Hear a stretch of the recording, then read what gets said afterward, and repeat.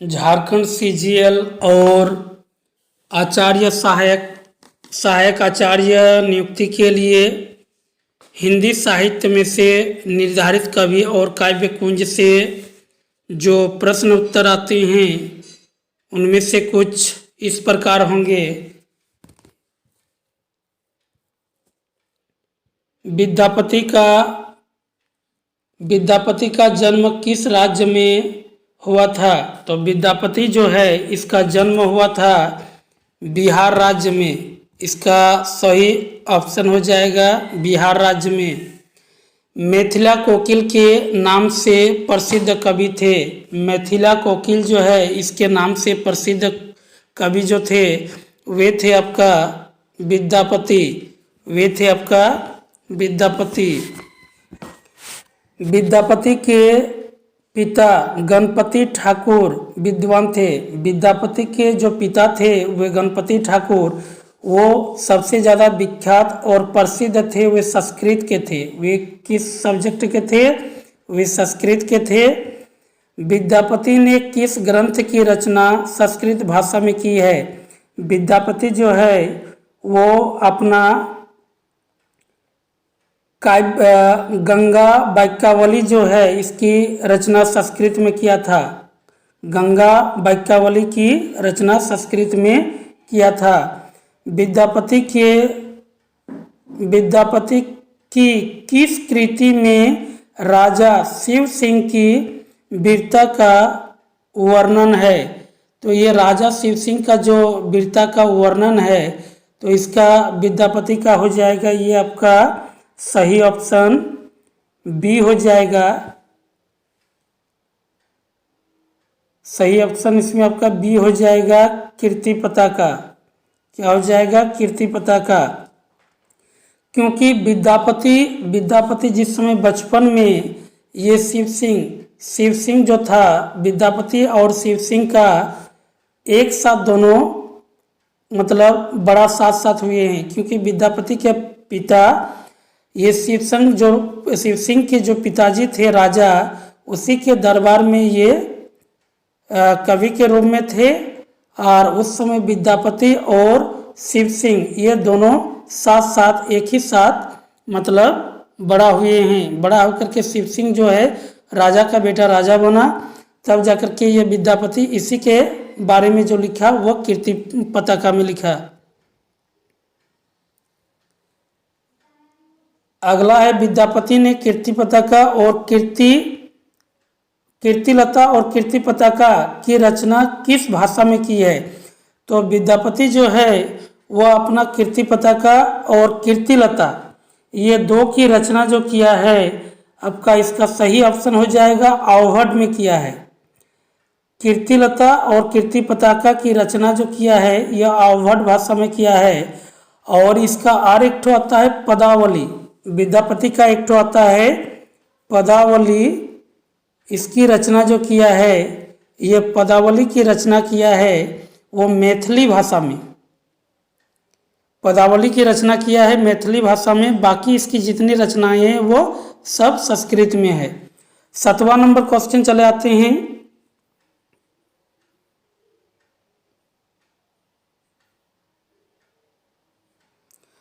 पदावली किस अमर कृति है? पदावली में किसकी अमर कृति है? तो पदावली भी जो है आपका अमर कृति है वो विद्यापति का है। पदावली जो अमर कृति है वो विद्यापति का है। ये विद्यापति का है। इसके बाद अगला हो जाएगा विद्यापति किस भाषा के कवि थे? विद्यापति जो थे वो आपका किस भाषा के कवि थे? तो विद्यापति आपका संस्कृत के भी, अवहट भी और मैथिला भी। इसका मतलब तीनों हो जाएगा। तो ये ऑप्शन डी उपरोक्त सभी हो जाएगा। 9 नंबर में विद्यापति ने अपनी अमर कृति पदावली की रचना किस भाषा में की थी? विद्यापति जो है वो आपकी पदावली जो है इसकी रचना किस भाषा में की थी? तो अभी आपको ऊपर में हम बताए जो पदावली जो है ये मैथिली भाषा में किया था। पदावली कौन सी भाषा में किया था? मैथिली भाषा में किया था। पदावली की रचना ये विद्यापति मैथिली भाषा में किया था। गोरक्ष विजय नाटक, गोरक्ष विजय नाटक की रचना है। गोरक्ष विजय जो नाटक है इसकी रचना आपका ये विद्यापति का है। गोरक्ष विजय की रचना जो है ये विद्यापति का है। किसका है? ये विद्यापति का। गोरक्ष विजय नाटक की रचना आपका विद्यापति का किया हुआ है।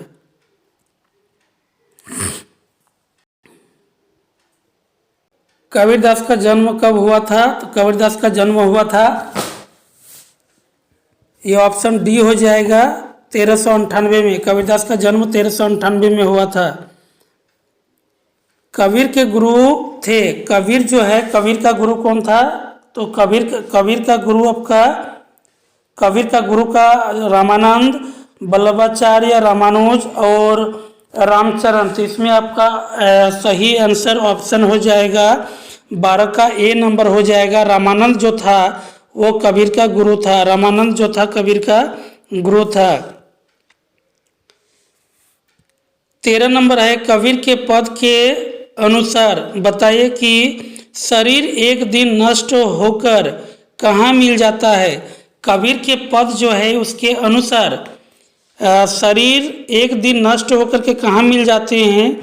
तो हवा में, पानी में, मिट्टी में, आकाश में। तो इसका सही ऑप्शन हो जाएगा 13 का सी नंबर हो जाएगा। 13 का मिट्टी में, 13 का सी नंबर हो जाएगा मिट्टी में।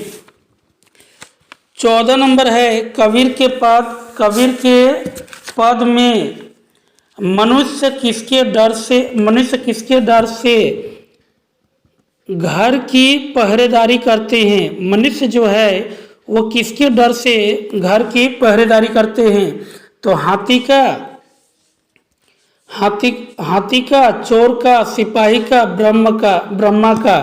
तो 14 का जो सही ऑप्शन हो जाएगा वो आपका बी हो जाएगा। सही ऑप्शन बी हो जाएगा। चोर के डर से जो है घर की पहरेदारी करते हैं।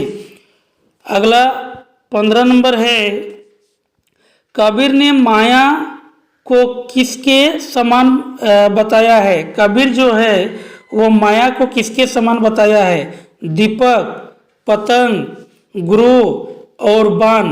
तो 15 का जो सही ऑप्शन हो जाएगा वह ए हो जाएगा। कबीर माया को दीपक के समान बताया है। कबीर जो है माया को किसके समान? दीपक के समान बताया है। कबीर जो माया को दीपक के समान बताया है। 16 नंबर क्वेश्चन, कबीर की गुरुदेव को अंग शीर्षक पाठ किससे ली गई है? कबीरदास की गुरुदेव को अंग शीर्षक पाठ किससे ली गई है? तो ये जो आपका है पद से, सखी से, दोहे से, इनमें से कोई नहीं। तो 16 का सही ऑप्शन हो जाएगा बी नंबर। सही ऑप्शन हो जाएगा बी नंबर। ये जो है सखी से लिया गया है, कबीर का सखी से। 17 नंबर है कि 17 नंबर, ज्ञान विरह को अंग में शरीर की झोली सहित क्या जलकर खाक हो जाती है? तो ज्ञान विरह को अंग में जो है शरीर के झोली सहित क्या जलकर खाक हो जाती है? तो वस्त्र, कपाल, पुस्तक और सब्जी। तो 17 का सही ऑप्शन जो हो जाएगा वो बी नंबर हो जाएगा। B number. ये कपाल जो है झोली सहित जलकर खाक हो जाती है। 18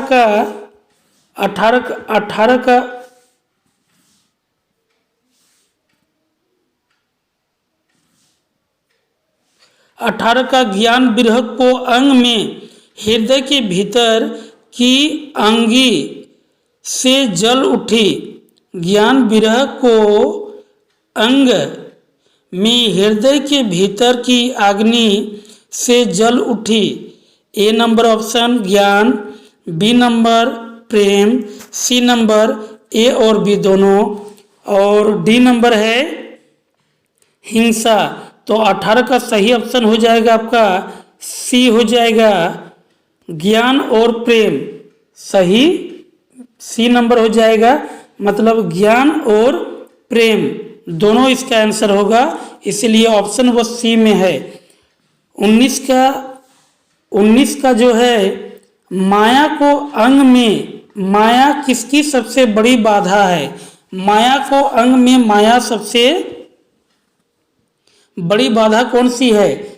ए नंबर दिया है ब्रह्म मार्ग, बी नंबर अनंत मार्ग, सी नंबर ज्ञान मार्ग और डी नंबर इनमें से कोई नहीं। तो 19 का जो है सही ऑप्शन हो जाएगा आपका ए हो जाएगा। सही ऑप्शन ए ब्रह्म मार्ग हो जाएगा। क्या हो जाएगा? ब्रह्म मार्ग। 20 का जो है, माया को अंग में व्यक्ति को ब्रह्म से कौन विमुख रखती है? तो माया को अंग में व्यक्ति को ब्रह्म से कौन विमुख रखती है? ए नंबर दिया है माया, बी नंबर दिया है परमात्मा, सी नंबर अलौकिक ब्रह्म, डी नंबर इनमें से कोई नहीं। तो 20 का सही ऑप्शन हो जाएगा ए नंबर। 20 का सही ऑप्शन हो जाएगा ए नंबर। सही ऑप्शन ए नंबर हो जाएगा माया। 20 का माया।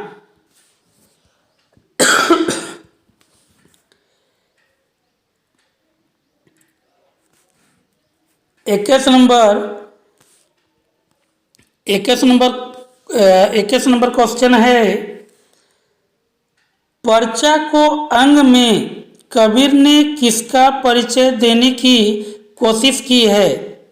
अगम्य, बी नंबर अगोचर, सी नंबर अलौकिक ब्रह्म और डी नंबर उपरोक्त सभी।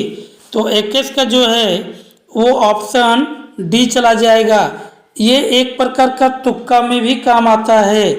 यदि 4 ऑप्शन दिया हुआ हो और आपको इस प्रकार मिले कि चौथा में डी में दिया उपरोक्त सभी इनमें से कोई नहीं, तो अधिकतर यदि आपको सही ऑप्शन पता नहीं है तो डी मतलब उपरोक्त सभी या इनमें से कोई नहीं इस प्रकार का रहे तो इसको तुक्का का काम में प्रयोग लगा सकते हैं।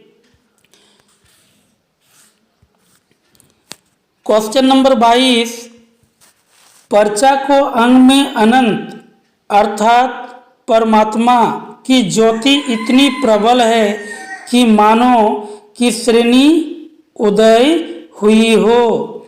ए नंबर सूर्य, बी नंबर चंद्रमा, सी नंबर आकाश, डी नंबर तारे। तो इनमें से 22 का जो है सही ऑप्शन हो जाएगा ए हो जाएगा आपका सूर्य।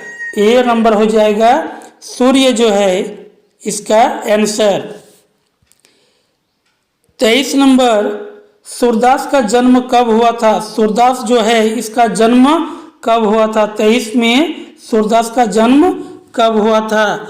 ए नंबर दिया है 1452 ईस्वी में, बी नंबर 1478 ईस्वी में, सी नंबर 1498 ईस्वी में और डी नंबर 1500 ईस्वी में। तो 23 का जो आपका सही आंसर हो जाएगा बी नंबर। कबीर का जन्म हुआ था 1478 को। Option number B 1478। 24 number question, Surdas के गुरु थे। सूरदास जो थे इसका गुरु कौन थे?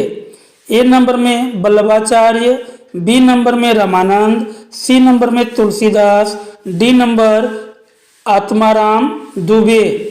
तो 24 का जो है सही ऑप्शन ए हो जाएगा आपका वल्लभाचार्य। सूरदास का गुरु था वल्लभाचार्य था, वल्लभाचार्य।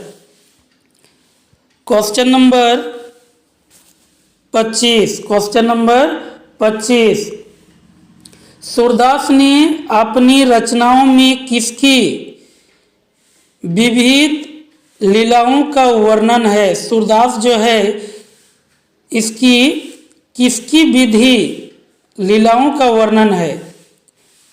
अपनी रचनाओं में किसकी विविध लीलाओं का वर्णन है। तो A number Shri Ram, B number Vishnu, D number Shri Krishna, D number C. तो इसका सही ऑप्शन हो जाएगा सी नंबर श्री कृष्ण का। किसका?